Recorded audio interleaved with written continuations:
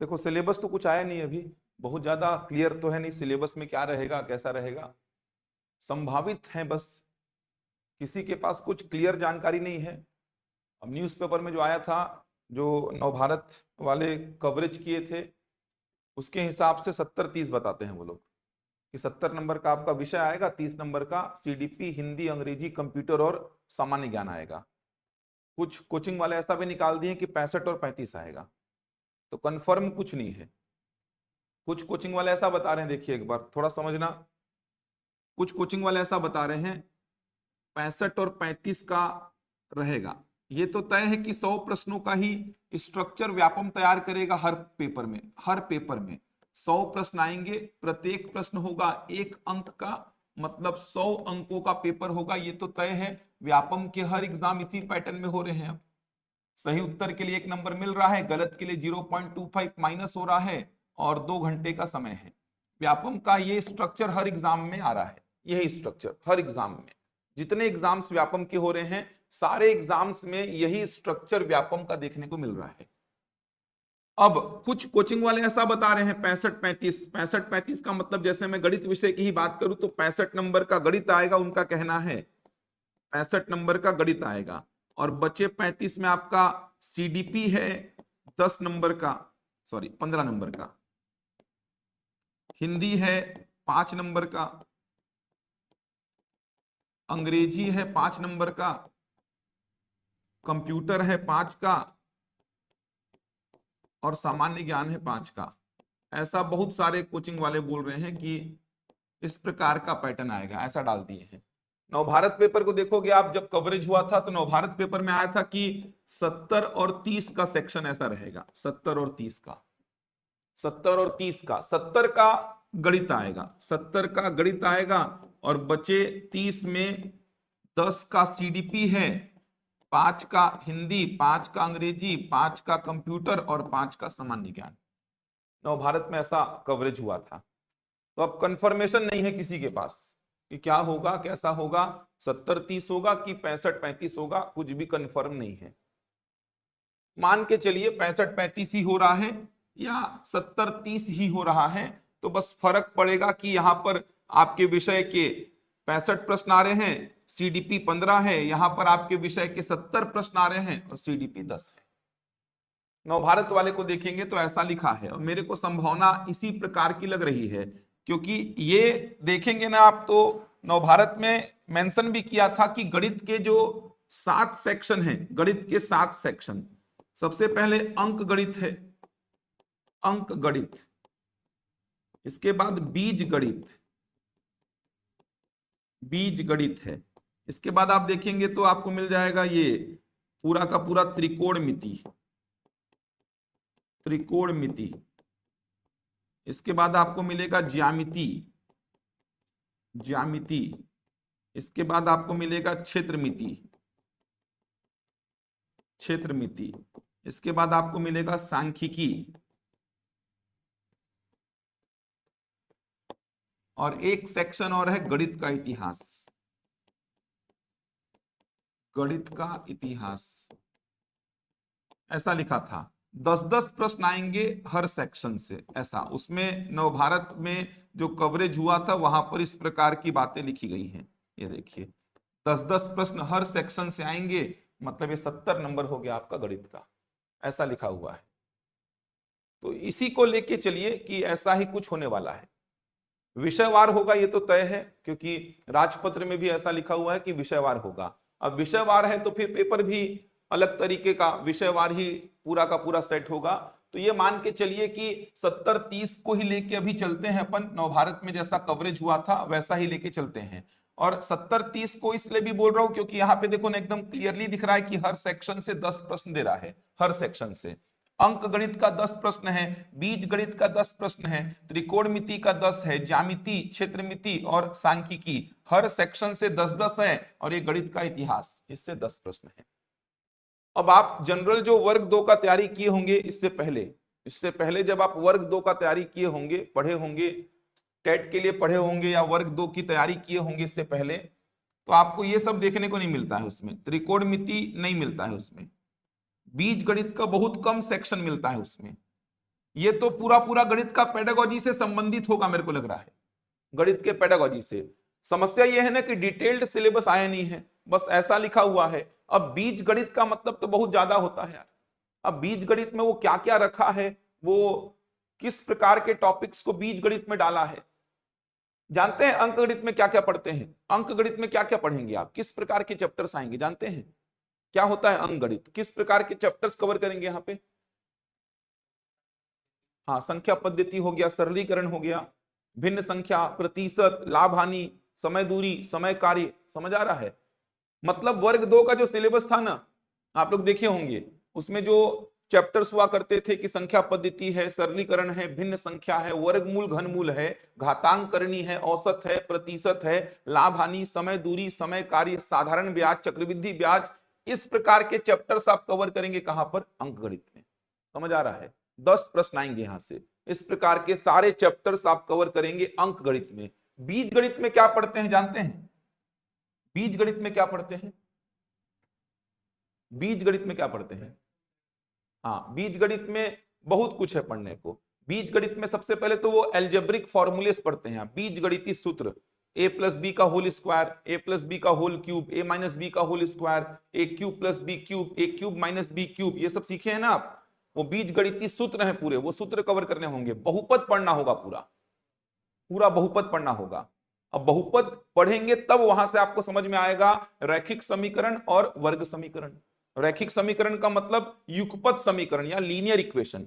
उसके बाद आप पढ़ेंगे क्या? वर्ग समीकरण, क्वाड्रेटिक इक्वेशन। समझ आ रहा है? सारा कुछ इसी में कवर करना है बीज गणित में। अच्छा, बीज गणित में ही कहीं कहीं पर समांतर श्रेणी गुणोत्तर श्रेणी को डाल देता है, कहीं कहीं पर।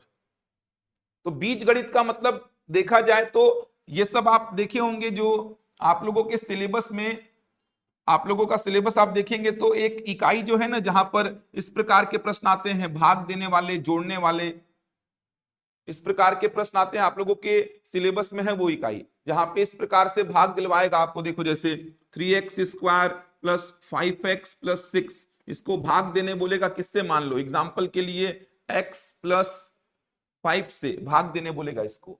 ये सब कहां पे कवर करेंगे आप? बीज गणित में कवर करेंगे। समझ आ रहा है? बहुपदों को जोड़ना, घटाना, गुणा करना, भाग देना, ये सब कुछ कवर करेंगे। बहुपद पढ़ेंगे, पॉलिनोमियल बोलते हैं उसको। वहीं से तो आपको समझ में आएगा क्या? वर्ग समीकरण।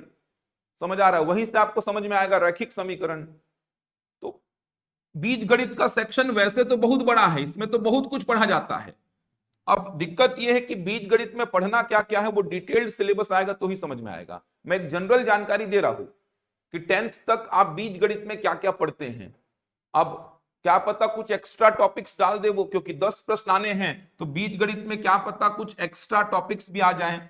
जनरल अगर बात करूं तो बीज गणितीय सूत्र वगैरह पढ़ेंगे यहां पर आप, ज्यादातर तो बीज गणितीय सूत्र का यूज करेंगे, बहुपद का यूज करेंगे। बहुपदों में अलग अलग बहुपदों को जोड़ना, घटाना, गुणा, भाग, ये सब करवाएगा। रैखिक समीकरणों को सॉल्व करवाएगा, वर्ग समीकरणों को सॉल्व कराएगा। ये सारा कुछ यहाँ पे आपको डील करना है।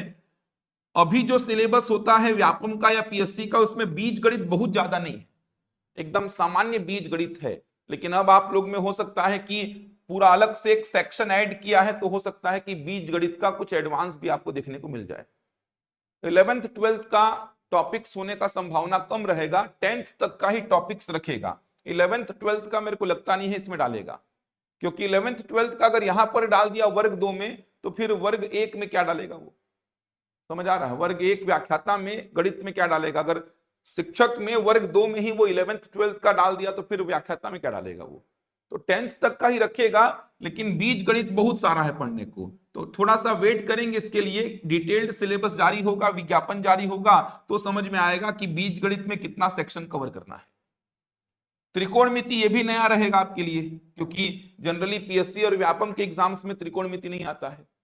ये तो जानते हैं, पढ़े होंगे साइन कॉस टेन कॉट, ये जितने भी चीजें हैं, ये सारी चीजें कवर करनी पड़ेंगी आपको त्रिकोणमिति में। लेकिन 10वीं तक का ही पढ़ना पड़ेगा, 10वीं तक का ही।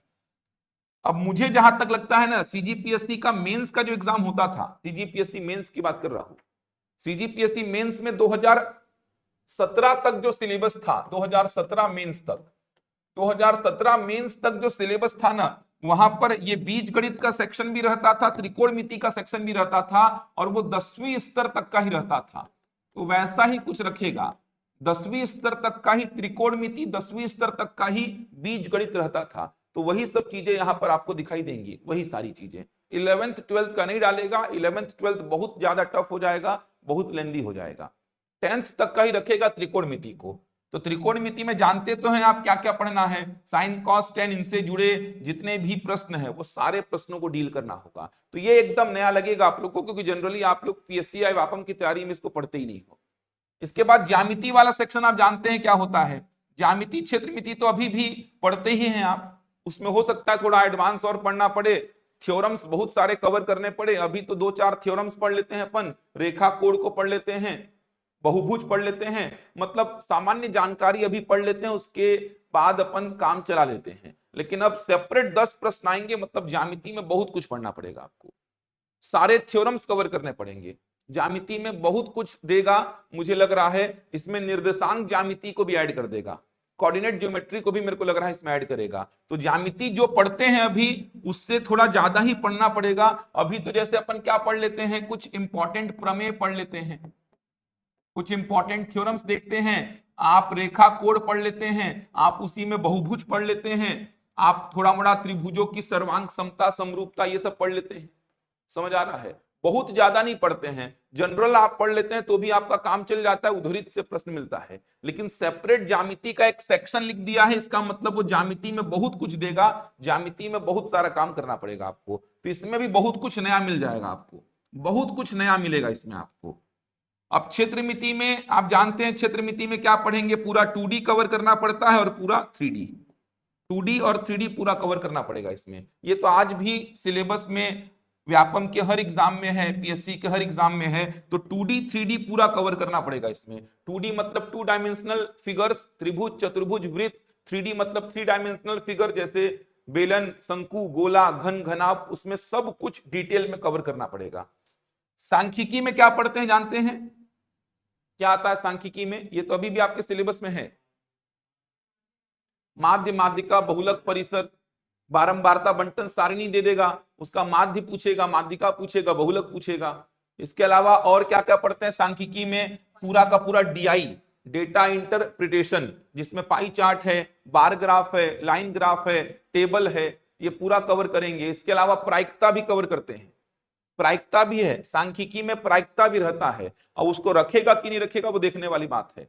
जैसे सीटेट में तो प्रायिकता का प्रश्न भी आता है, देखे होगे सीटेट का पेपर दिए होगे, तो सीटेट में वर्ग 2 में मैथ्स और साइंस वाला पेपर में प्रायिकता के क्वेश्चंस भी आते हैं, प्रोबेबिलिटी के, और सांख्यिकी में प्रायिकता आता है। तो मेरे को लग रहा है प्रायिकता को भी डाल देगा। तो इसमें पूरा का पूरा डीआई कवर करना पड़ेगा। डीआई का मतलब डेटा इंटरप्रिटेशन, आंकड़ों की व्याख्या, जिसमें आप पाई चार्ट पढ़ेंगे, बार ग्राफ पढ़ेंगे, लाइन ग्राफ पढ़ेंगे, टेबल पढ़ेंगे। इसके अलावा इसी में माध्य माध्यिका बहुलक परिसर, बारंबारता बंटन सारणी देगा, उसका माध्य माध्यिका बहुलक परिसर पूछेगा। इसके अलावा इसी में प्रायिकता वगैरह कवर करना पड़ेगा। तो ये भी अपने आप में बहुत बड़ा सेक्शन। तो एक जनरल जानकारी बता रहा हूं, अब डिटेल्ड जानकारी तो मेरे को पता नहीं है कि एक्चुअल में क्या क्या रखेगा, कौन से सेक्शन में क्या क्या रखेगा। डिटेल्ड जानकारी किसी को नहीं पता है, मेरे को क्या, किसी को नहीं पता है। समझ आ रहा है। अब आप बोलेंगे कि बीज गणित में जो जो होगा वो सब रखेगा, तो ऐसा नहीं है। 11th 12th का बीज गणित को नहीं डालेगा वो, 10th तक का ही बीज गणित को रखेगा। और 10th तक में भी क्या क्या रख रहा है वो देखने वाली बात होगी। तो पूरा सस्पेंस बना हुआ है कि क्या क्या रखेगा। सस्पेंस ये भी है कि 65-35 रखेगा कि 70-30 रखेगा, तो कुछ भी क्लियर नहीं है। ये क्लियर है कि विषयवार भर्ती होगी तो गणित वालों को अलग पेपर देना होगा और सोशल साइंस वालों को अलग पेपर देना होगा। अब साइंस वालों के साथ दिक्कत यह है कि उसका पद आएगा कि नहीं आएगा, ये भी कंफर्मेशन नहीं है। बहुत सारे लोग बोल रहे हैं आएगा, बहुत सारे लोग बोल रहे हैं नहीं आएगा, किसी को कोई जानकारी नहीं है। बहुत सारे कोचिंग वाले जबरन डाल रहे हैं वीडियोस, कभी वो लोग बोलते हैं आएगा, कभी खुद बोलते हैं नहीं आएगा, फिर बोलते हैं आएगा, फिर बोलते हैं नहीं आएगा। 8 बार तो अपनी बातों को ही पलट चुके हैं वो। तो विज्ञापन का ही वेट करना सही रहेगा। किसी को जानकारी नहीं है, ना जाने पर जानकारी देते हैं। डीपीआई चल दोगे इसका मतलब ये थोड़ी कि आपको बता देंगे हाँ ये होने वाला है। समझ आ रहा है। आप एससीईआरटी चल दोगे थोड़ी बता देंगे आपको कि हाँ हमने सिलेबस को ऐसा ऐसा बना करके दे दिया है, कोई नहीं बताएगा जानकारी। ऑथोरिटी आपके पास है, पत्रकार हैं आप, तो बात अलग है कि थोड़ी मोड़ी जानकारी आपको मिल जाएगी। एज अ कोचिंग वाले हम जाएंगे या एज अ स्टूडेंट आप जाएंगे तो कुछ भी जानकारी आपको हासिल नहीं होगी। ये मीडिया में आ चुका है, इसीलिए बता रहा हूं इसको। गणित का इतिहास में वही थ्योरी वाला सेक्शन रहेगा, मेरे को लग रहा है थ्योरी वाला सेक्शन। गणित के इतिहास मतलब कि वही गणित के पेडागोजी से संबंधित कुछ रहेगा, मेरे को लग रहा है इसमें। गणित का जो पेडागोजी भी पढ़ते हैं अपन, गणित सीखने सिखाने की जो विधियां हैं, समझ आ रहा है, गणित के अलग अलग मॉडल्स हैं, उन्हीं सब चीजों को लग रहा है मेरे को डालेगा इसमें गणित के इतिहास में। और क्या ही डालेगा, गणितज्ञों के बारे में डाल देगा, क्या पता। गणितज्ञ आर्यभट्ट, वराहमिहिर, रामानुजन, ये जो लोग हैं इनके बारे में कुछ जानकारियां पढ़ना होंगी आप लोगों को। ये जैसे आर्यभट्ट ने क्या क्या खोज की, वराहमिहिर, रामानुजन, ब्रह्मगुप्त, भास्कराचार्य, ये जो गणितज्ञ हैं, ये सारे गणितज्ञों के बारे में जानकारी आपको पढ़नी होगी। गणित का इतिहास का मतलब तो यही हुआ। जैसे सीजीपीएससी मेंस देखोगे तो उसमें पढ़ना पड़ता है गणितज्ञों के बारे में। मतलब आप अगर सीजीपीएससी की तैयारी किए हो ना, सीजीपीएससी 2017 साइड की तैयारी किए हो आप, 2015, 2016, 2017 इस साइड अगर आप सीजीपीएससी के मेंस में बैठे हो ना, ये सारे टॉपिक्स कवर किए होंगे, ऐसा स्थिति है। सीजीपीएससी मेंस 2015, 16, 17 के बाद पूरा पैटर्न चेंज हो गया है। 2017 तक 200 नंबर का मैथ्स और रीजनिंग का एक सेपरेट पेपर हुआ करता था। 17 के बाद से पैटर्न चेंज हो गया है, बहुत कुछ मेंस में हटा दिया है मैथ्स विषय से। लेकिन 2017 मेंस तक अगर बैठे हैं बच्चे तो फिर ये सारे टॉपिक्स, ये सारे सेक्शन को कवर किए होंगे। इवन गणित के इतिहास में गणितज्ञों के बारे में भी सारी जानकारी पढ़ी जाती है। तो ये इतना सारा पढ़ना है। बाकी तो अब इनका वेटेज तो बहुत कम हो गया, देख सकते हैं। ये सब तो एकदम जनरल हो गए हैं। मतलब हिंदी जहां होता था कितने नंबर का, 25, अब सीधे हो गया है 5 नंबर का। अंग्रेजी 25 का हुआ करता था, 5 हो गया है। सीडीपी का भी तो वेटेज कम ही हो गया, 30 का हुआ करता था, सीधे 10 हो गया है, या फिर 15, दोनों में से कोई एक रहेगा। और कुछ जानकारी आप लोग के पास है इसके अलावा, बताइए। कोई और जानकारी आप लोग के पास है इसके अलावा? ग्रेजुएशन में पढ़े होंगे, कुछ याद वाद है कि एकदम सपाट है सर, शुरू से ही पढ़ना है हमको पूरा? सपाट है, याद वाद कुछ नहीं है? याद वाद है कुछ? ठीक, नाम मात्र का याद होगा बस आप लोग को। एक ही है, सोशल साइंस वाले हो चाहे गणित वाले हो चाहे विज्ञान वाले, सब ग्रेजुएशन लेवल पे सपाट ही रहते हैं। ग्रेजुएशन किससे किया ये मैटर नहीं करता, बस ग्रेजुएशन मैथ्स से हो गया है हमारा तो हम मैथ्स विषय वाले हैं, तो हमको मैथ्स विषय से पढ़ना है। ग्रेजुएशन हमारा साइंस विषय से हो गया है तो हम साइंस विषय वाले हैं, तो हमको साइंस विषय से पढ़ना है। ऐसा स्थिति है बच्चों के साथ में। पढ़ेंगे, बेसिक से पढ़ेंगे, लेकिन समस्या यह है कि एक बार डिटेल्ड थोड़ा जानकारी आ जाए तो अभी ऐसी चीजों को पढ़ेंगे जो गारंटीड रहेंगी ही। बेस को बनाएंगे थोड़ा अपन, कैलकुलेशन सीखेंगे अपन, नंबर्स के बारे में जानकारी लेंगे अपन। अभी बेसिक चीजों को सीखेंगे। बेसिक चीजों का मतलब ऐसी चीजें जो पूरे पूरे सेक्शन में काम आएंगी। जैसे नंबर्स के बिना काम चलेगा ही नहीं। नंबर्स का मतलब अलग अलग प्रकार के जो संख्याएं होती हैं उनके बिना काम चलने वाला नहीं है। कैलकुलेशन के बिना काम चलने वाला नहीं है। कैलकुलेशन का मतलब अगर मैं बोल दूं कि इसको जोड़ के बताओ तो जोड़ लेंगे। जैसे मैं मान लो बोल दिया 3/5 और 7/10, इसको जोड़ने बोलूं तो जोड़ देंगे क्या?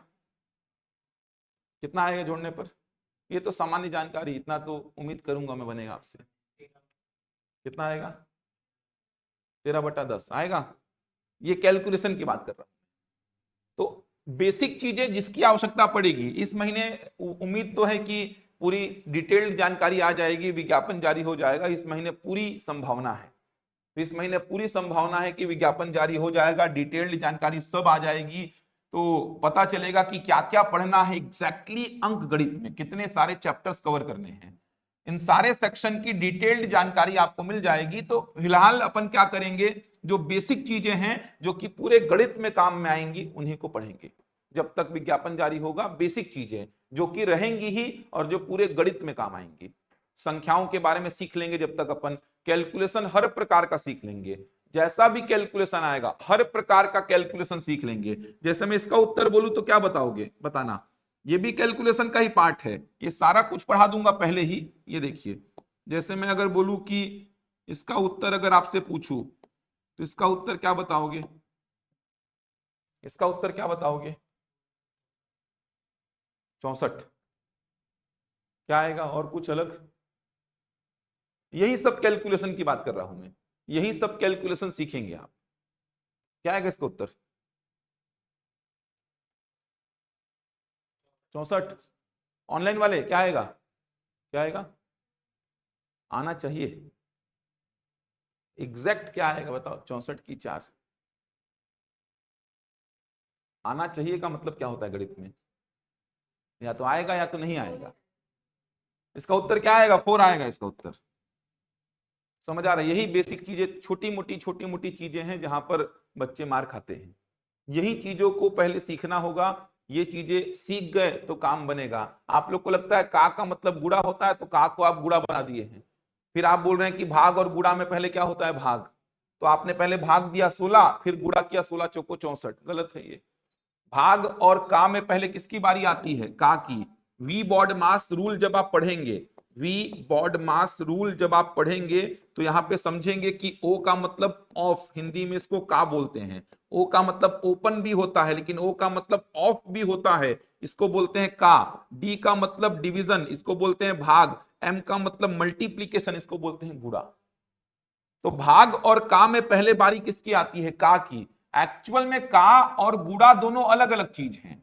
का और गुणा दोनों अलग अलग चीज हैं, सॉल्व एक जैसे होते हैं, बस दोनों सॉल्व एक जैसे होते हैं। 4 गुणा 2 8 होता है, 4 का 2 भी 8 होता है। 5 गुणा 4 20 होता है, और 5 का 4 भी 20 होता है। तो दोनों चीज अलग अलग हैं, दोनों चीज अलग अलग हैं। इसको ओ, ओ मतलब ऑफ हिंदी में का। इसको एम, एम मतलब मल्टीप्लीकेशन, मल्टीप्लीकेशन का मतलब होता है क्या? गुणा। तो दोनों अलग अलग चीज हैं, बस दोनों सॉल्व एक जैसे होते हैं, सॉल्व एक जैसे होते हैं दोनों। डिफरेंस क्या है? सबसे बड़ा डिफरेंस है का की बारी भाग से पहले और गुणा की बारी भाग के बाद। समझ आ रहा है? तो का अगर लिख करके दिया है तो वो का है, का अगर लिख करके दिया है तो वो का है, उसको ऐसे गुणा नहीं बनाया जाता। का मतलब का ही होता है, का मतलब का ही होता है, ये आपको समझना है। तो का मतलब का ही होता है, और 2 का 4 क्या होगा? 8। 8 से 32 कितने बार में जाएगा? 4 बार में जाएगा। समझ पा रहे हैं बात को? ये छोटी छोटी जानकारी है। जैसे ये, इसका वैल्यू क्या होगा? मॉड में -2 है, इसका वैल्यू क्या होगा? +2 की -2, +2। ये एकदम बेसिक जानकारियां हैं। इसका वैल्यू क्या होगा? +2। समझ आ रहा है? ये सारी जानकारियां शुरू में सीखेंगे। जैसे मैं संख्याओं की बात करूं, संख्याओं की, तो संख्याओं के बारे में बेसिक जानकारी आपको पता होनी चाहिए। अगर मैं संख्याओं की बात करूं तो मैं आपसे पूछूं, मान लीजिए एग्जाम्पल के लिए, कि पाई क्या है? परिमेय संख्या है कि अपरिमेय संख्या? सुने हैं परिमेय अपरिमेय? परिमेय अपरिमेय। तो पाई क्या है? परिमेय संख्या या अपरिमेय संख्या? परिमेय को बोलते हैं रैशनल, अपरिमेय को बोलते हैं इरैशनल। क्या है ये? क्यों अपरिमेय है? क्या कारण है कि पाई अपरिमेय है? ये सब आजकल बताना जरूरी हो गया है, क्योंकि कथन कारण के प्रश्न आ रहे हैं, जानते ही हैं आप लोग, कथन कारण के प्रश्न आ रहे हैं। तो अगर मैं बोलूं पाई अपरिमेय क्यों है, तो क्या उत्तर देंगे इसका? पाई का वैल्यू क्या होता है? अभी तो आप बोले कि P/Q के रूप में नहीं लिख सकते, फिर बोलते हैं कि P का वैल्यू 22 और Q का वैल्यू 7। तो फिर पाई का वैल्यू 22/7 क्यों बोल रहे हैं? कथन कारण के प्रश्न आते हैं। देखो नगर सैनिक का एक प्रश्न बता रहा हूं आप लोग को। कथन कारण के प्रश्न देखे हैं ना आजकल? टेट अभी वाला निकाले हैं कि पुराना वाला निकला हुआ है? सीजी टेट अभी वाला निकला है कि पुराना वाला निकला है? पुराना। अभी वाला दिए थे क्या? नहीं दिए थे क्या? पुराना निकल चुका है ना? अभी वाला देखे थे पेपर को? देखे थे पेपर कि नहीं देखे थे? देखो पेपर को। व्यापम के पेपर समझ में आएंगे कैसे आ रहे हैं। इतना जो रो रहे हैं लोग, इतना जो ऑब्जेक्शन हो रहा है, समझ में आएगा क्यों इतना ऑब्जेक्शन हो रहा है। अच्छा हुआ पहले निकाल लिए थे, इस बार बहुत समस्या आ जाती है निकालने में। पढ़े लिखे बच्चे भी मार खा जा रहे हैं इस बार, क्योंकि एक ही प्रश्न के अंतर्गत 4 4 5 5 प्रश्न आ रहे हैं। कथन कारण के प्रश्न कैसे आते हैं?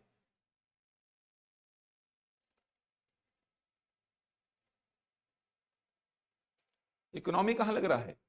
मुकेश कुमार, मुकेश आप वो बैच ज्वाइन कर लीजिए, वो सोशल साइंस वाला अलग से चल रहा है। हिंदी कॉमन रहेगा आप लोग का भी, हिंदी कॉमन रहेगा, उसके बाद 1.5 घंटे का मैथ्स का सेपरेट क्लास रहेगा। हिंदी कॉमन रहेगा बस, समझ आ रहा है? अरे विषय को ही तो पढ़ना है मेन, तो 70 नंबर का तो वही है, विषय को ही तो मेन पढ़ना है। बाकी चीजों को तो आप वैसे भी पढ़े ही हैं, विषय पे ही तो अब मेन फोकस करना है। तो सोशल साइंस वालों का अलग से चल रहा है, देखो एक और आईडी बना होगा, उसमें सोशल साइंस वालों का चल रहा होगा। सोशल साइंस वालों का आज हिंदी और जो भूगोल का क्लास लगा है, कल से वो 3 हो जाएगा, हिंदी, भूगोल और इतिहास। मैथ्स वालों का हिंदी और मैथ्स चलेगा, 1.5 से 2 घंटे मैथ्स चलेगा मैथ्स वालों का। देखो आजकल जो प्रश्न पूछ रहा है, ये तो जानते होंगे कि कथन कारण पे आधारित प्रश्न आजकल ज्यादा आ रहे हैं, कथन और कारण पे आधारित प्रश्न आजकल ज्यादा आ रहे हैं, ये तो जानते ही होंगे। आप देखना ना, ये जो अभी सीजी टेट का पेपर हुआ था, या इससे पहले अमीन पटवारी का पेपर हुआ था, या इससे पहले आबकारी वाला पेपर हुआ था, आप देखिए इन पेपर्स को, मैथ में भी कथन कारण के प्रश्न आ रहे हैं, मैथ्स में भी।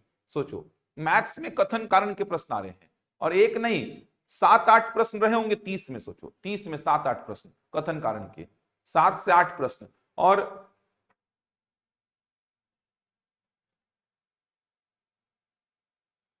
अच्छा, आप साइंस वाले हैं, साइंस वालों को मैथ्स नहीं पढ़ना है, साइंस वालों का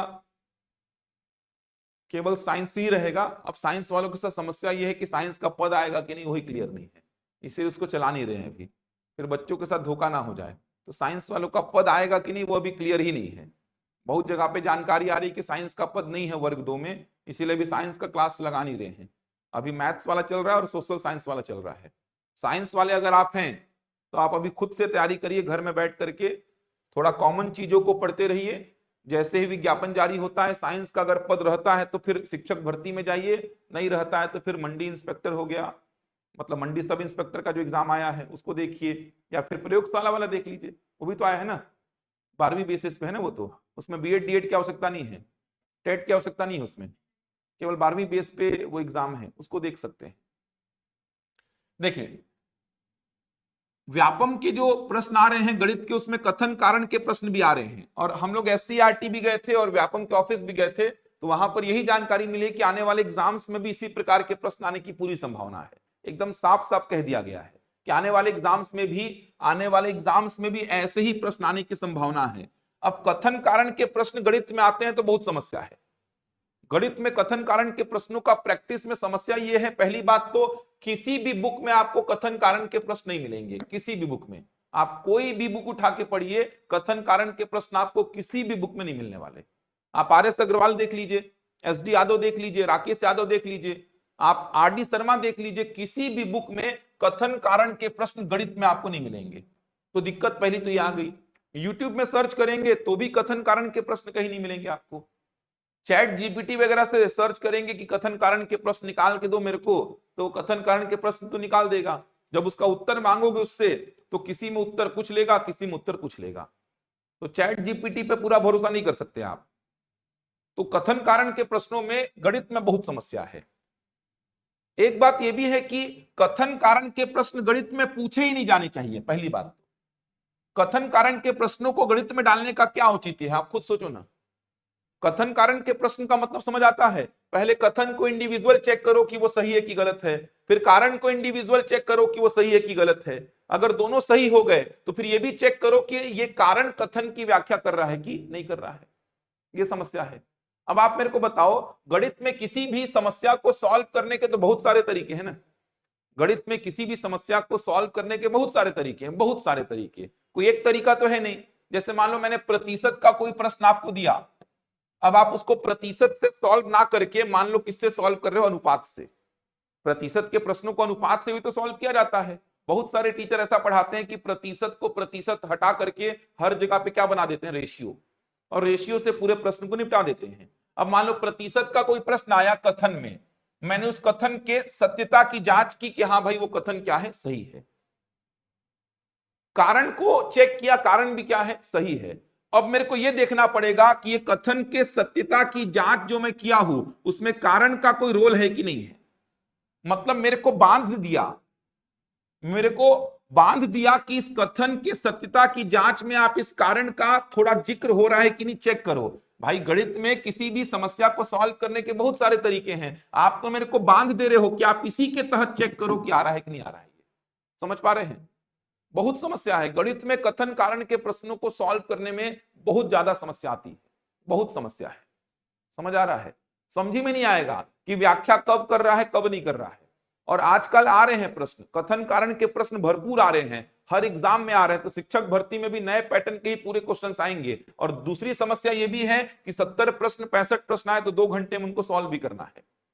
तो एक तो कथन कारण के प्रश्न आ रहे हैं, दूसरे प्रश्न कैसे आ रहे हैं, एक ही प्रश्न के अंतर्गत ऐसा दे रहा है, इसीलिए बोल रहा पेपर को देखना, एक ही प्रश्न के अंतर्गत ऐसे दे रहा है, एक ही प्रश्न के अंतर्गत ये 5 प्रश्न दे दिया, एक ही प्रश्न के अंतर्गत।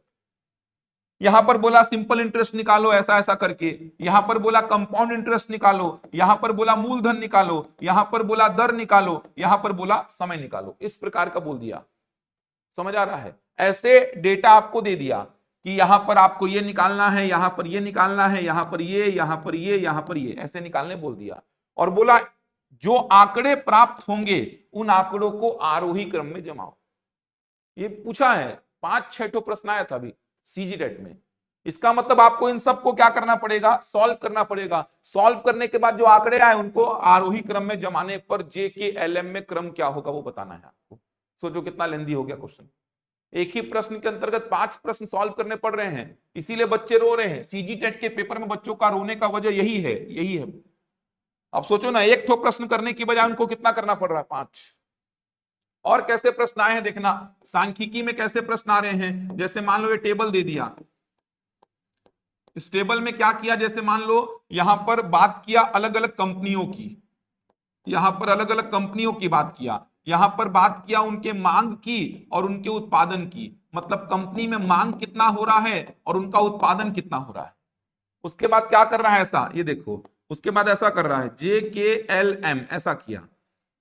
अब वो खुद से बोला, क्या बोला, कंपनियों का औसत मांग और औसत उत्पादन का अंतर 2.5 है, ऐसा बोल दिया।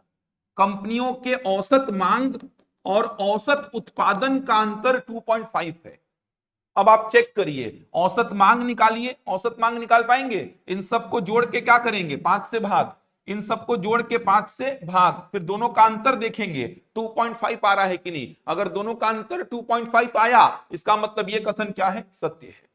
अगर 2.5 नहीं आया तो ये कथन क्या है, असत्य है। ऐसे के में एक अलग स्टेटमेंट दे दिया। क्या स्टेटमेंट दिया कि कंपनी सी की मांग कंपनी डी के उत्पादन का 2.5 गुना है, ऐसा दे दिया। तो फिर इस प्रश्न को सॉल्व करिए और चेक करिए कि उतना है कि नहीं। अगर है तो ये कथन सही, नहीं है तो ये कथन गलत। ऐसे 4 प्रश्नों को सॉल्व करिए और उसके बाद देखिए कि इन चारों में कौन सही कौन गलत। मतलब एक ही प्रश्न के अंतर्गत 4 प्रश्न फिर से हो गए।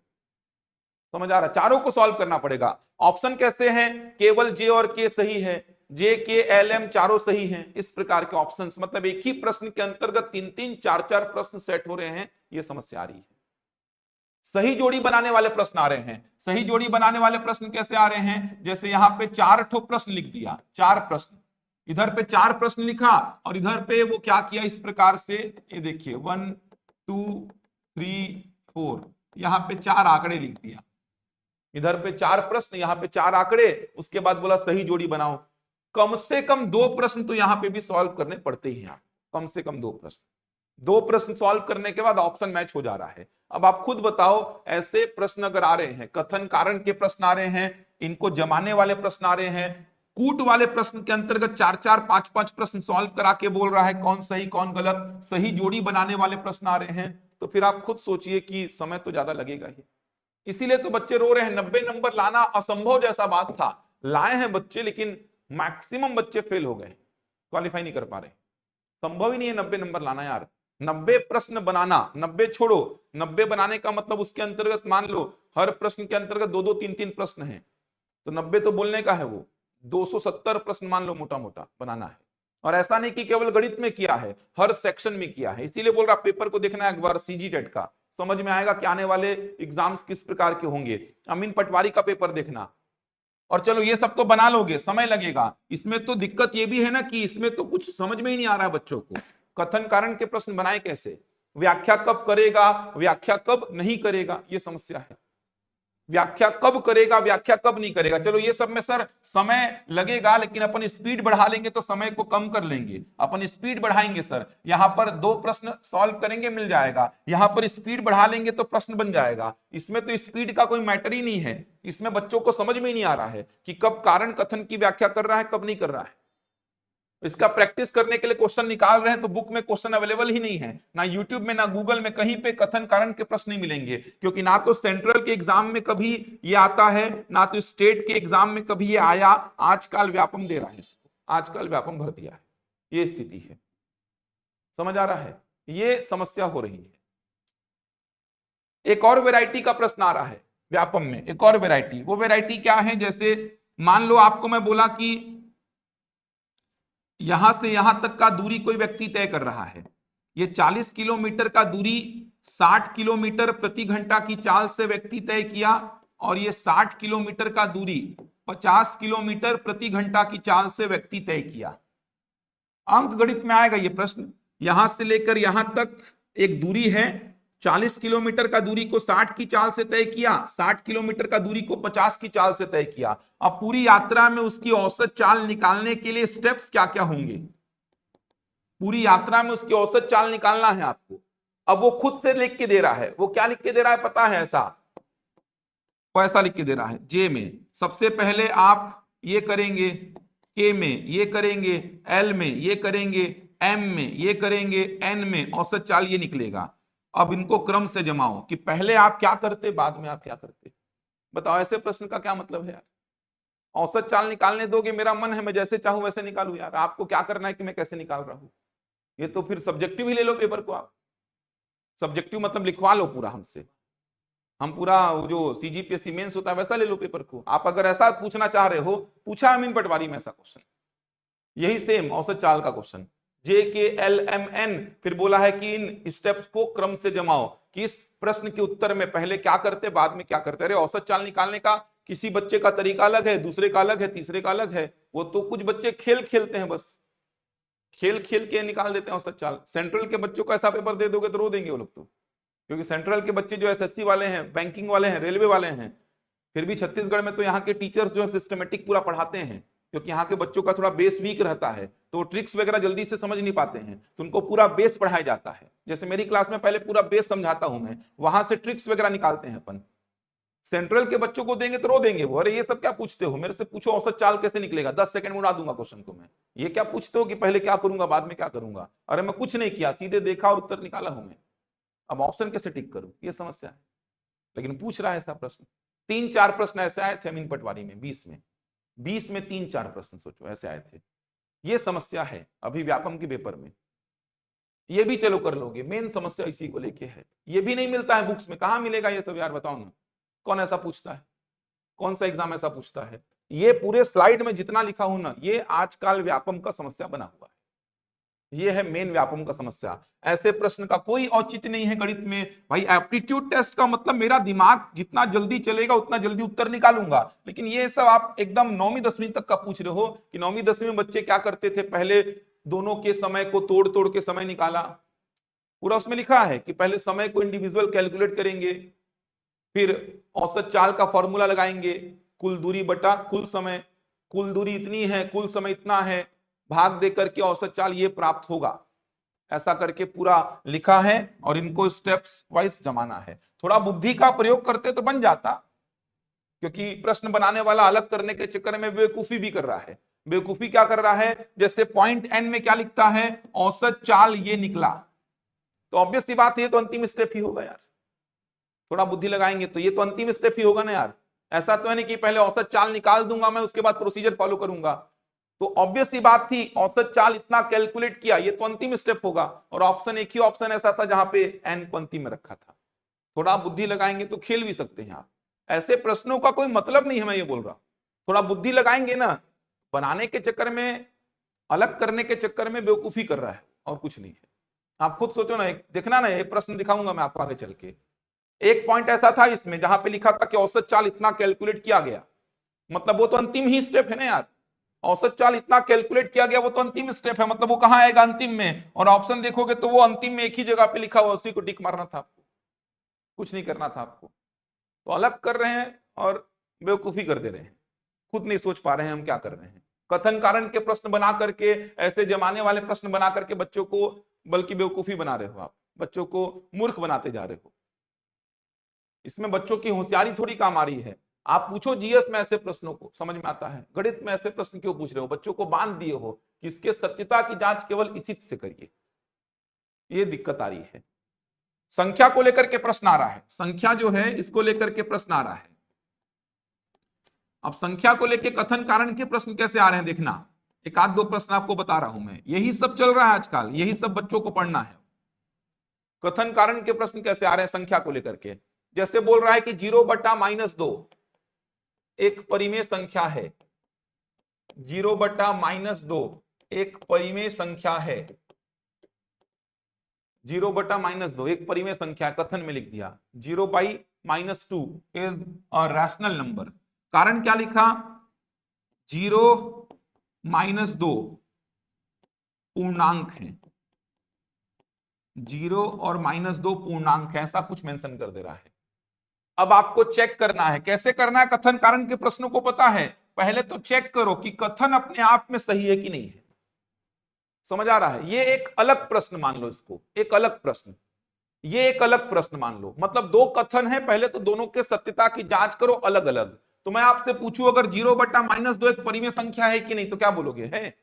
बताओ, 0/-2 परिमेय संख्या है कि नहीं यार, है कि नहीं? अब आप लोग को तो अभी इसी में डाउट है, 0/-2 परिमेय संख्या है कि नहीं, है यार, 0/-2 परिमेय संख्या है, पढ़ाऊंगा परिमेय संख्या, 0/-2 एक परिमेय संख्या है, मतलब कथन क्या है, सही है। चलो कारण को चेक करो, 0 और -2 पूर्णांक है कि नहीं, है, कारण भी क्या है, सही है। दोनों सही हुए तो टेंशन बढ़ गया मेरा, दोनों में से कोई एक गलत हो जाता तो टेंशन कम हो जाता, समझ आ रहा है? दोनों सही हुए तो टेंशन बढ़ गया, क्यों टेंशन बढ़ गया, क्योंकि दोनों सही हुए ना, तो ऐसा आता है फिर, कथन सही है कारण सही है, कारण कथन की सही सही व्याख्या करता है, कथन सही है कारण सही है, परंतु कारण कथन की सही सही व्याख्या नहीं करता है, कथन गलत है कारण सही है, कथन सही है कारण गलत है, दोनों में से कोई एक गलत हो जाता ना, तो फिर तो या तो सी होता या तो डी होता, दोनों सही होते हैं तो टेंशन बढ़ जाता है, दोनों सही हुए तो टेंशन बढ़ गया, और यहां पर दोनों सही हो गए। 0 और -2 क्या है, पूर्णांक है ना, 0 और -2 पूर्णांक है, पूर्णांक में क्या आता है, नेगेटिव नंबर्स भी आते हैं, 0 भी आता है और पॉजिटिव नंबर्स भी आते हैं। तो भाई कथन को इंडिविजुअल चेक करना है पहले, इंडिविजुअल मतलब कि कथन एक अलग प्रश्न है, कारण एक अलग प्रश्न है, कथन कारण के प्रश्नों को चेक करने का तरीका ही यही है कि कथन एक अलग प्रश्न और कारण एक अलग प्रश्न। तो कथन एक अलग प्रश्न है, तो आपको मैंने बोला 0/-2 एक परिमेय संख्या है कि नहीं, बताओ, कारण को छोड़ो, मैंने आपसे बस ये पूछा कि 0/-2 एक परिमेय संख्या है क्या, तो आपने बोला है, इसका मतलब कथन इंडिविजुअल तौर पर सही है। मैंने बोला कारण 0-2 एक पूर्णांक संख्या है, तो आपने बोला बिल्कुल है, इसका मतलब कारण भी क्या है, सही, इसका मतलब या तो ऑप्शन ए होगा या तो ऑप्शन बी होगा। अब आपको देखना है कि कारण इस कथन की व्याख्या करता है कि नहीं करता है, समझ आ रहा है? तो उसके लिए आपको परिमेय संख्या क्या होती है ये पता होना चाहिए। तो परिमेय संख्या जब पढ़ेंगे तो वहां पे बताऊंगा, P/Q के रूप में जिसको लिखा जाता है, जहां P और Q क्या होता है, पूर्णांक, जहां P और Q क्या होता है, पूर्णांक, और Q 0 नहीं होना चाहिए। परिमेय संख्या का कंडीशन ही यही है कि P/Q के रूप में हो, जहां P और Q क्या होना चाहिए, पूर्णांक, कंडीशन ही यही है, P और Q पूर्णांक होना चाहिए। भाई P/Q में तो ये भी हो गया देखो ना, लेकिन ये परिमेय है क्या, नहीं है। P/Q में तो ये भी हो गया, लेकिन ये परिमेय नहीं है। P/Q में तो ये भी हो गया, ये देखो, P/Q में तो ये भी हो गया, लेकिन ये परिमेय नहीं है, क्योंकि परिमेय का कंडीशन है कि P/Q हो, लेकिन P और Q क्या होना चाहिए, पूर्णांक, पूर्णांक का मतलब ऐसा, P और Q पूर्णांक होना चाहिए, यही मेन कंडीशन है। तो 0/-2 एक परिमेय संख्या क्यों है, क्योंकि 0 और -2 क्या है, पूर्णांक है, इसका मतलब कारण कथन की व्याख्या कर रहा है। तो कैसे चेक करेंगे पता है, कथन के सत्यता की जांच करने में क्या इस पॉइंट का उल्लेख हुआ, क्या इसके बेसिस पे ये कथन की सत्यता की जांच हुई? तो बिल्कुल हुई। इसका मतलब कारण कथन की सही से व्याख्या कर रहा है। समझ पा रहे हैं बात को? प्रॉब्लम कहां पे आता है देखना, कथन कारण के प्रश्न में प्रॉब्लम कहां पे आता है समझना। प्रॉब्लम कहां पे आएगा, जैसे मैं कथन बोल दिया इस प्रकार का एक, समझना। कथन में आपको बोला कि किसी परिवार के आय और व्यय का अनुपात है 5:3, मान लो ऐसा कुछ बोला। मैं बोला इसके आय में, एग्जाम्पल के लिए बोला, इसके आय में 20% कमी हो जाती है, इसके आय में 20% कमी हो जाती है तथा व्यय समान रहता है, तथा व्यय समान रहता है, तो बचत में मान लो, अपने मन से बोल रहा हूं, 35% कमी हो जाती है। तो बचत में 35% कमी हो जाती है, ऐसा कथन बोला मैं। समझ आ रहा है? कारण में क्या लिखा समझना बात को, यही सब पूछ रहा है आजकल। कारण में क्या लिखा, मैं कारण में यह लिखा कि आय में कमी होने पर, आय में कमी होने पर इसका प्रभाव बचत पर पड़ता है, बचत पर पड़ता है। और जब व्यय समान रहे, और जब व्यय समान रहे तो बचत और अधिक प्रभावित होती है, तो बचत और अधिक प्रभावित होती है, तो बचत और अधिक प्रभावित होती है, ऐसा लिख दिया। समझना बात को। कथन में ये न्यूमेरिकल प्रॉब्लम दिया और कारण में ऐसा कुछ दिया आपको मैं।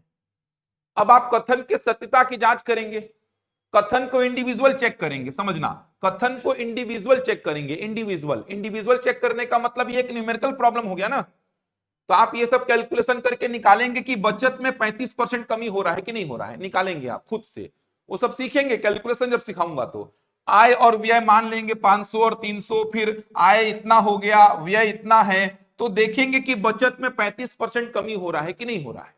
समझ आ रहा है? मतलब ये एक सेपरेट प्रश्न है और आप इसको चेक करेंगे कि बचत में 35% कमी हो रहा है कि नहीं। मान लो हो रहा है, मान लो आपका उत्तर कितना आया, 35% ही आया। मान लो आपका उत्तर बचत में 35% का कमी आया, इसका मतलब कथन अपने आप में क्या है, सत्य है। अरे समझ पा रहे हो? कथन अपने आप में सत्य है। मान लो आया 35, वो कितना आ रहा है मेरे को नहीं पता, मान लो कितना आया, 35 ही आया, इसका मतलब कथन अपने आप में क्या है, सत्य है। अब कारण को चेक करिए, कारण इंडिविजुअल एक प्रश्न के तौर पे चेक करिए। चलिए पढ़िए इसको। आय में कमी होने पर इसका प्रभाव बचत पर पड़ता है, बिल्कुल पड़ता है। मेरी आय कम हो जाएगी तो बचत पर प्रभाव पड़ेगा ना इसका। और व्यय समान हो तो बचत और अधिक प्रभावित होती है, बिल्कुल ऑब्वियस सी बात है। मान लो मेरी आय अभी इतनी है और व्यय इतना है, तो कुछ बचत हो रही है। अब आय मेरी कम हो गई और व्यय पहले जैसा ही है, तो बचत पर तो और ज्यादा प्रभाव पड़ेगा। इसका मतलब कारण भी अपने आप में क्या है, सही है। तो कथन भी अपने आप में सही, कारण भी अपने आप में सही। अब ये कारण कथन की व्याख्या कर रहा है कि नहीं बताओ? ये कारण कथन की व्याख्या कर रहा है कि नहीं? नहीं कर रहा है, नहीं कर रहा है, ये समझना है। क्या इस 35% के डेटा को फाइंड करने में इसका कुछ यूज हुआ? नहीं हुआ, ये देखना है। समझ आ रहा है? इस कथन के सत्यता की जांच करने में मैं पूरा न्यूमेरिकल प्रॉब्लम सॉल्व किया, उस न्यूमेरिकल प्रॉब्लम में इसका कहीं पे कोई यूज हुआ क्या? नहीं हुआ। ये तो एक साधारण सा बात बोल रहा है, जनरल बातचीत किया है कि भाई आय कम हुई तो बचत पर प्रभाव पड़ेगा और व्यय समान है तो बचत और अधिक प्रभावित होगी। ठीक है, लेकिन क्या इसको पढ़ करके आप ये 35% बोल सकते हैं? नहीं बोल सकता। इसका मतलब कथन अपने आप में सही, कारण अपने आप में सही, लेकिन कारण कथन की व्याख्या नहीं कर रहा है। इतना लफड़ा है, देखो। समझ आ रहा है? बच्चे इस सब में उलझ जा रहे हैं, पता ही नहीं बच्चों को कथन कारण के प्रश्न को कैसे बनाना है। 90% बच्चे इसका उत्तर क्या मारते हैं, कारण कथन की व्याख्या कर रहा है। कहां से कर रहा है बताओ ना? इस 35% की वैल्यू को फाइंड करने में इसका कोई उल्लेख हुआ क्या? नहीं हुआ। इसके लिए तो मैं क्या करता, इसके सत्यता की जांच के लिए मैं मानता आय 500, व्यय कितना 300, अब आय इतना हो गया, व्यय इतना है, बचत इतना, पहले बचत इतना, फिर देखता कितने परसेंट का कमी हुआ। ये सब ताम झाम कैलकुलेशन करके निकालता 35% में। तो उसमें कहीं पर इस बात का कोई उल्लेख हो रहा है क्या? नहीं हो रहा है। तो कथन इंडिविजुअल सही है, कारण इंडिविजुअल सही है, लेकिन ये कारण कथन की व्याख्या नहीं कर रहा है। जबकि ये वाले प्रश्न में देखो 0/-2 एक परिमेय संख्या है, क्योंकि 0 और -2 क्या है, मतलब इस कथन के सत्यता की जांच में इसी बात का उल्लेख हुआ है, इसी बात का यूज किया हूं, इसका यूज करके ही बोल पाया कि यह कथन क्या है, सही है। जबकि यहां पर इसका कोई उल्लेख ही नहीं हो रहा है, कथन के सत्यता की जांच में इसका कोई उल्लेख हुआ क्या, नहीं। इसका मतलब कथन अपने आप में सही, कारण अपने आप में सही, लेकिन कारण कथन की व्याख्या नहीं कर रहा है। ऐसे पढ़ना है।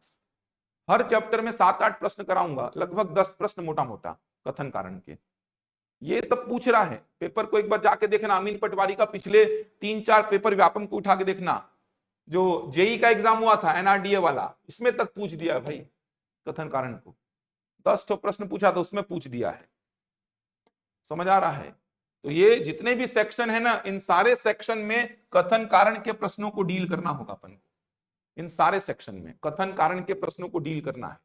समझ आए? कथन कारण ये समझ में आ जाएगा।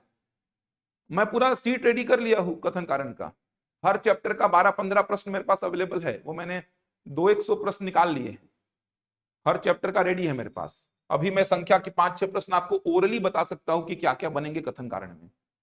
अच्छा, कथन कारण के प्रश्नों को डील करोगे तो कंसेप्ट और ही क्लियर होगा, और अच्छा कंसेप्ट हो जाएगा भाई। कथन कारण के प्रश्नों को बनाने में मिलेंगे नहीं खुद से, आप खुद से अब नहीं पढ़ सकते मैथ्स को, ये तो तय हो गया है। व्यापम के लिए खुद से नहीं पढ़ पाएंगे, क्योंकि बुक पढ़ने से काम नहीं चल पाएगा। कथन कारण के प्रश्न मिलेंगे नहीं, मिल भी गए चैट जीपीटी में खोजने से तो उसका उत्तर नहीं समझ पाएंगे आप। अब चैट जीपीटी में उसका उत्तर सर्च करना ना, देखना चैट जीपीटी वाला ऐसा आदमी है, वो उसका इसका उत्तर को सर्च करना, वो बोलेगा व्याख्या कर रहा है, फिर आप बोलोगे अरे यार ऐसा ऐसा होता है, तो बोलेगा आप एकदम सही जा रहे हो, व्याख्या नहीं कर रहा है। उसको गाली बक दोगे ना तो भी बोलेगा कि अरे अच्छी से बात करी रवि जी, एकदम प्यार से बोलेगा वो। इसका उत्तर सर्च करना सेम ऐसा लिख करके, बोलेगा व्याख्या कर रहा है, फिर आप गाली बक के बोलोगे अबे तू क्या बोल रहा है तू, ऐसा होता है क्या, इसका यूज कहां हुआ इसमें, आप एकदम सही जा रहे हैं, आपका अप्रोच बहुत अच्छा है, हाँ व्याख्या नहीं कर रहा है। अरे फिर तुम्हारा क्या काम भाई, जब मेरे हिसाब से आप चल रहे हो तो आपका काम ही क्या है फिर। ये दिक्कत है चैट जीपीटी के साथ में।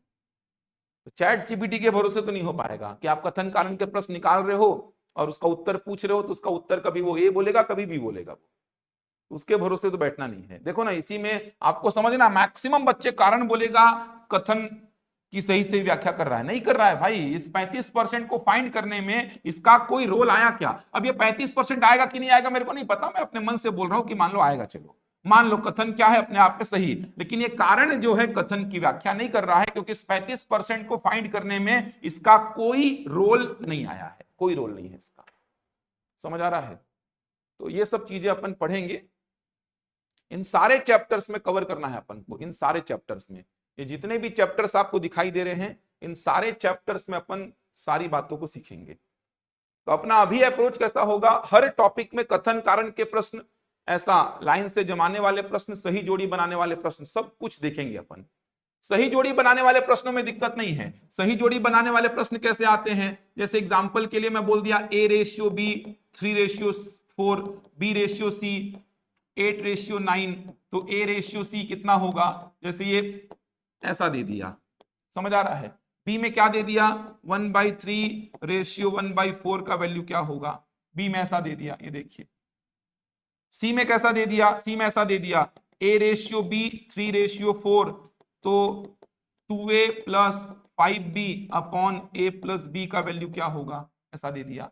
या रेशियो के टर्म में ही लीजिए इसको भी, ऐसा दे देगा 2A + 5B रेशियो A+B का वैल्यू क्या होगा, ये देखिए।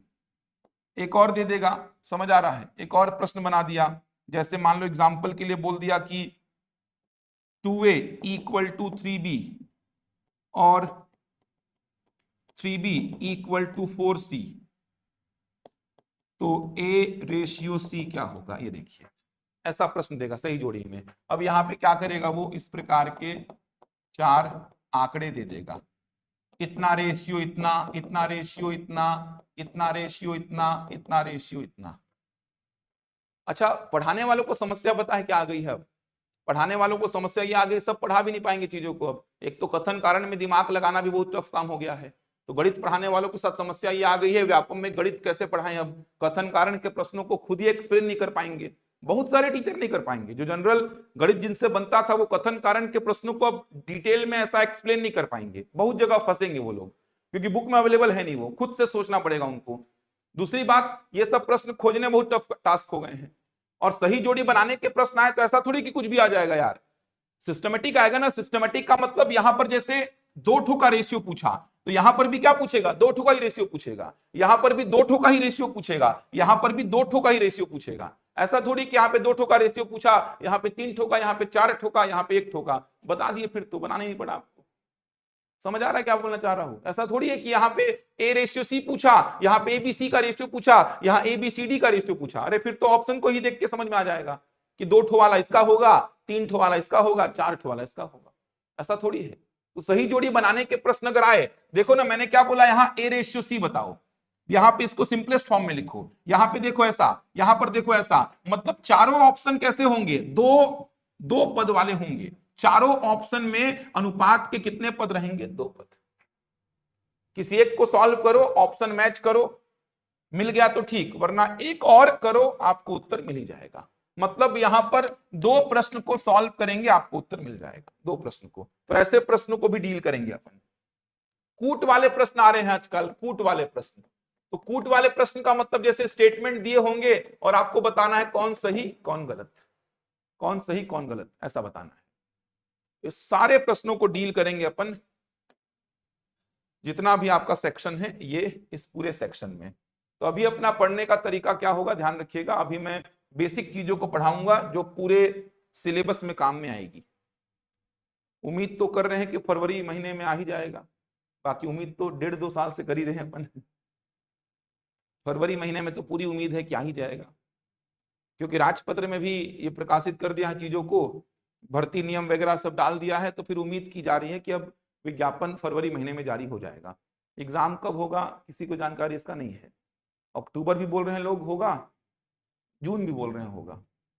अब देखो कब होता है, जून में होता है कि अक्टूबर में होता है। लेकिन ये सिलेबस को देख करके, नए पैटर्न को देख करके बच्चे तो सोच रहे हैं कि अक्टूबर में ही हो जाए। जो बच्चे पहले सोच रहे थे कि जून में मई में एग्जाम हो जाए, वो खुद बोल रहे हैं कि अक्टूबर में एग्जाम हो तो चल जाएगा हमको, क्योंकि पूरे नए पैटर्न में तैयारी करनी पड़ती है बच्चों को। पूरा नया सिलेबस आ गया, इसमें बहुत कुछ पढ़ना पड़ेगा। अच्छा, समस्या यहाँ पे रहेगी गणित वालों को, गणित वालों को समस्या रहेगी 2 घंटे में करना है ये काम। समझ आ रहा है? ये थोड़ी समस्या रहेगी गणित वालों को। एसएसटी वालों को थोड़ा फायदा मिल जाएगा, सोशल साइंस वालों को, क्योंकि केवल थ्योरी निपटाना है 2 घंटे में। लेकिन गणित वालों को 70 या 65 क्वेश्चन गणित के निपटाने हैं, ये समस्या आएगी आप लोग को। और जानते हैं स्पीड थोड़ा कम रहता है बच्चों का आप लोग का, तो थोड़ा प्रैक्टिस जरूरी हो गया है, इसी पे पूरा फोकस करना है। ये सब तो आप लोगों से बन जाएगा। इसमें जो हाथ मारेगा ना लंबा, इसमें जो हाथ मारेगा उसी चीज का एग्जाम निकलेगा, कंफर्म है। तो गणित लगातार पढ़ना पड़ेगा, और इतना पढ़ना पड़ेगा ना, अब ये बैंकिंग रेलवे जैसा तैयारी हो गया आप लोग का। समझ आ रहा है? बैंकिंग रेलवे जैसा तैयारी बोलने का मतलब रटना पड़ेगा चीजों को, आपको एकदम रटना पड़ेगा, कैलकुलेशन बहुत फास्ट करना पड़ेगा। तो बहुत कुछ शॉर्टकट बताऊंगा मैं कैलकुलेशन के, आपको शॉर्टकट बहुत सारे बताऊंगा मैं कैलकुलेशन के। कुछ वैदिक मैथ्स बताऊंगा आपको, जिससे कैलकुलेशन आपका आसान हो जाएगा। तो वैदिक मैथ्स के बारे में भी चर्चा करेंगे अपन। वैदिक मैथ्स क्या होता है? तो वैदिक मैथ्स एक्चुअल में कैलकुलेशन को बढ़ा देता है, मतलब स्पीड को बढ़ा देता है।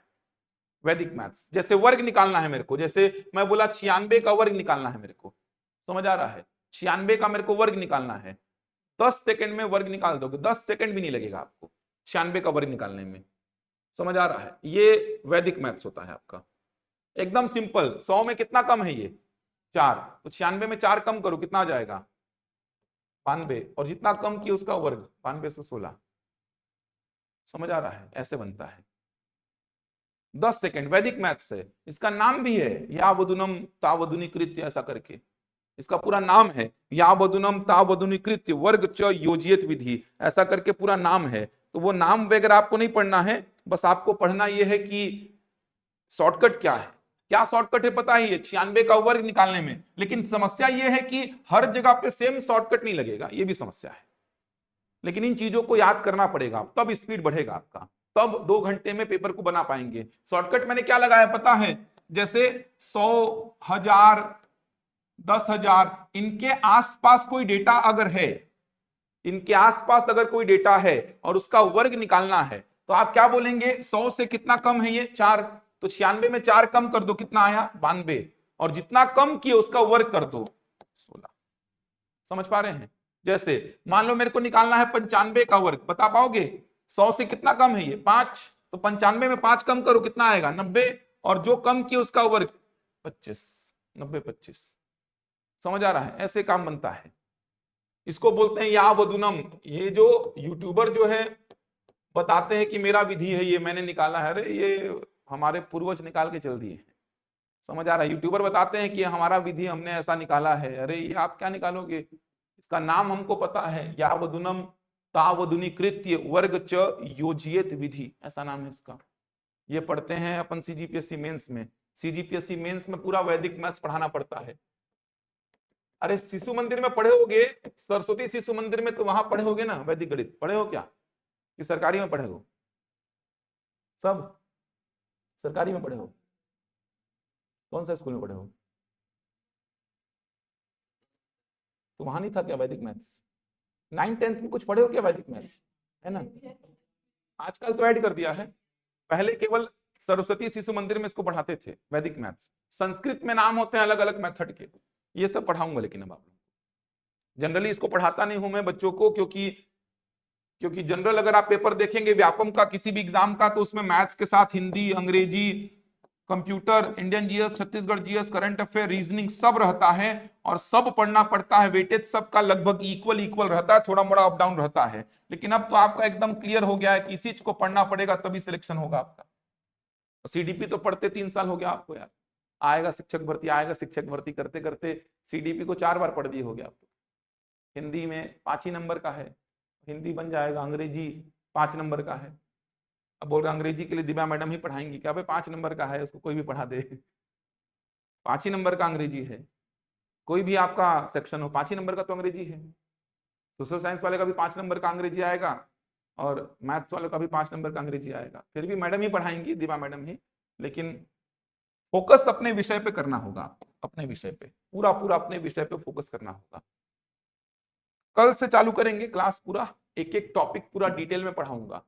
कल मैं थोड़ा सर्च करता हूं इसमें क्या क्या संभावना है बीज गणित में। लेकिन दिक्कत वही है ना कि अभी मैं लिखवा दूंगा कि बीज गणित में ये पढ़ना है, फिर नया सिलेबस आएगा उसमें फिर चेंजेस करना होगा, इसीलिए मैं लिखवा नहीं रहा हूं बीज गणित में क्या क्या है। अब मेंस का पूरा मैं लिखवाना चाहूँ तो लिखवा सकता हूँ। ये सब मेंस तो मैंने लगातार दिए हैं, 16, 17, 18 सब दिए हैं मैंने लाइन से। 2017 वाले में 187 नंबर के आसपास आया था, 2017 वाले में 200 में मेरा। और वो भी 4-8 नंबर जो कटे थे वो भी ऐसा कॉपी का जो लिमिट होता है उसके नीचे लिख दिया था, इसीलिए कट गए थे 8 नंबर तो मेरे। ऐसा पेपर था वो। ये सब का पूरा बीज गणित था इसमें, पूरा त्रिकोणमिति था इसमें, ज्यामिति क्षेत्रमिति पूरा था, पूरे थ्योरम्स पढ़ने पड़ते थे, निर्देशांक ज्यामिति भी था इसमें। तो मैं चाहूं तो उसी सिलेबस को पूरा लिखवा दूं, लेकिन कोई मतलब नहीं है क्योंकि अभी चेंजेस फिर हो जाएगा। तो नया आ ही जाएगा, वेट कर लेते हैं इस महीने का। इस महीने में अब ज्यादा दिन बचे नहीं है, कितना 10 दिन बचा है, उम्मीद करते हैं 10 दिन में आ जाए। नहीं आएगा तो अपन चालू कर देंगे जो सिलेबस अपने पास है मेंस वाला, वो 10th तक का ही है, 10th तक का ही है, उसी को चालू करूंगा मैं। उसमें त्रिकोणमिति में जो जो सेक्शन है वही कवर कराऊंगा, ज्यामिति क्षेत्रमिति में बहुत कुछ है इसमें, पूरा पढ़ दिए ना, वही देखना ना, वही वैसा ही कुछ रहेगा। मैं चालू कर दूंगा क्लास अपना।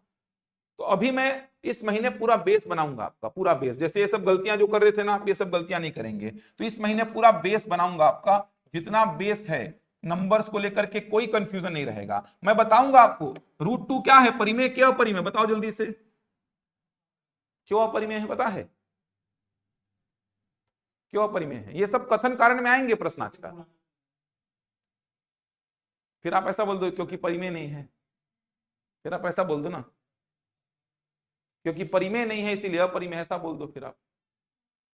क्या विषय आपका, कौन सा विषय?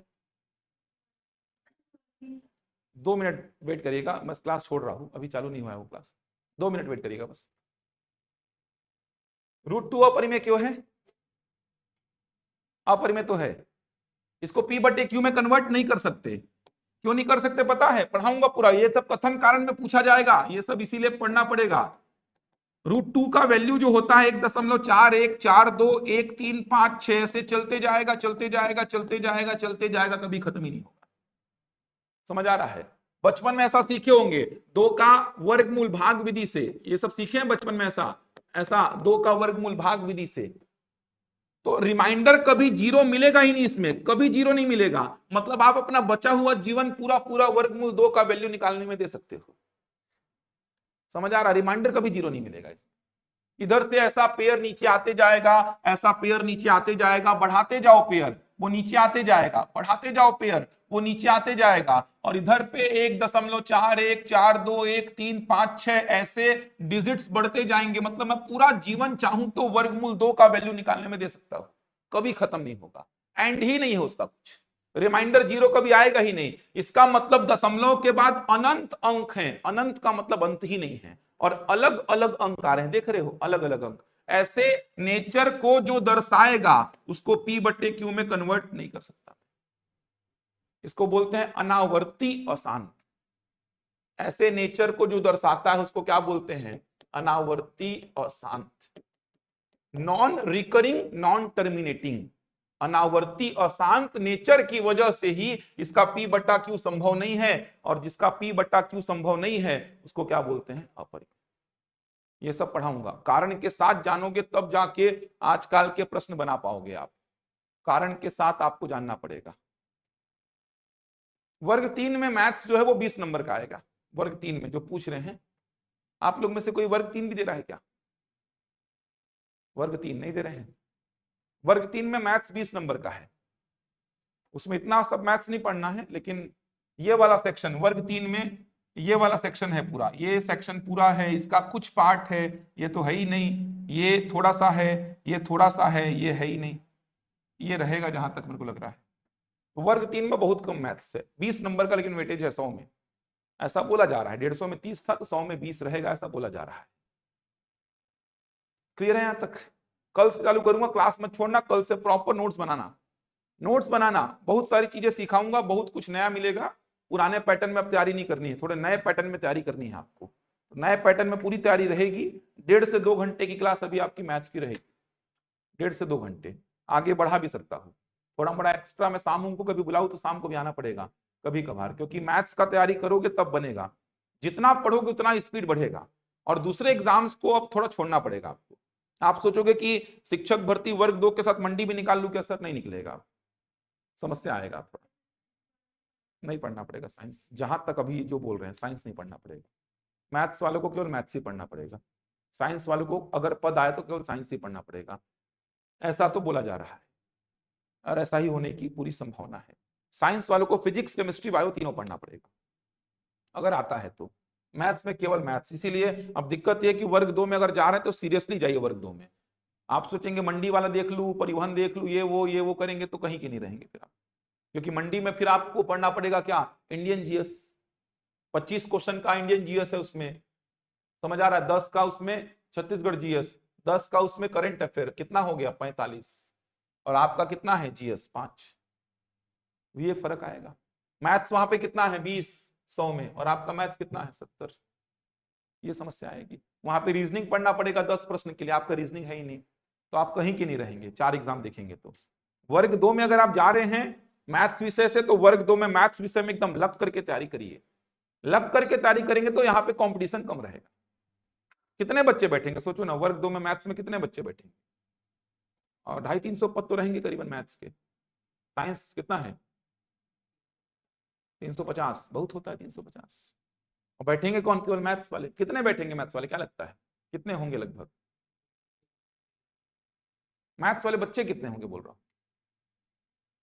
कितने बच्चे? 20,000, 30,000, 40,000, 40-50,000, उससे ऊपर तो नहीं होंगे ना। 40,000 बहुत ज्यादा बोल रहा हूं यार।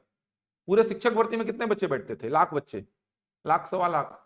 अरे टेट भी तो निकला होना चाहिए ना भाई, टेट निकले हुए बच्चे कितने छत्तीसगढ़ में?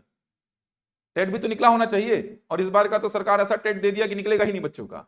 सी टेट निकालेंगे तो ठीक है, 40,000 से ऊपर नहीं बैठेंगे, देखना यार। अरे एसएसटी में भी बैठेंगे ना यार, साइंस वाले भी तो बच्चे रहे होंगे। 40,000 से बच्चे ऊपर नहीं बैठेंगे मैथ्स में। और आप सोचो 350 पद बटेंगे 40,000 में, कॉम्पिटिशन कम है। अमीन पटवारी देखो ना भी हुआ था व्यापम का 50 पद और बैठने वाले कितने थे 3 लाख। तो उसके हिसाब से कंपटीशन कम है। उसमें भी बहुत सारे बच्चों में भटकाव रहेगा, इधर उधर भागेंगे, वो ये एग्जाम भी देख लो वो एग्जाम भी देख लो। मैं तो एकदम साफ सजेशन दे रहा हूं कि अगर आप मैथ्स विषय से जा रहे हो वर्ग 2 में, एकदम वर्ग 2 को फोकस करो, निकाल लोगे आप।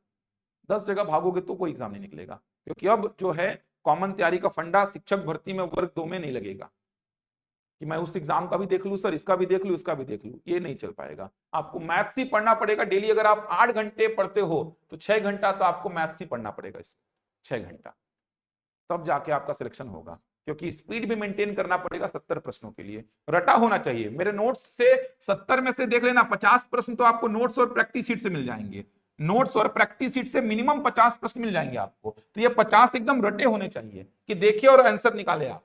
सोचना नहीं है वहां पे कि सर ऐसा करूं वैसा करूं फिर उत्तर लाऊं, नहीं, 50 रटा हुआ है सर, पता है सर मेरे को ये ऐसे बनेगा ऐसे बनेगा ऐसे बनेगा, क्वेश्चन पढ़ा ये तो किया हुआ है ये तो किया हुआ है। 15-20 प्रश्न हो सकते हैं अलग मिलेंगे, हो सकते हैं, इनमें दिमाग लगाना है कि सर प्रतिशत को पढ़ा था लेकिन ऐसा प्रश्न नहीं किया था, प्रश्न थोड़ा सा अलग है, लेकिन प्रतिशत पढ़ा हूं तो बेस पूरा मजबूत है मेरा, प्रश्न बना लूंगा। तो ऐसे प्रश्नों में समय देना है। 50-55 प्रश्न तो ऐसे फर्राटे से बनने चाहिए आपसे। इसीलिए नोट्स और प्रैक्टिस शीट एकदम रटा हुआ होना चाहिए आपका, ऐसे तैयारी करना पड़ेगा। इसलिए थोड़ा फोकस्ड होकर तैयारी करिए, निकाल लेंगे एग्जाम को।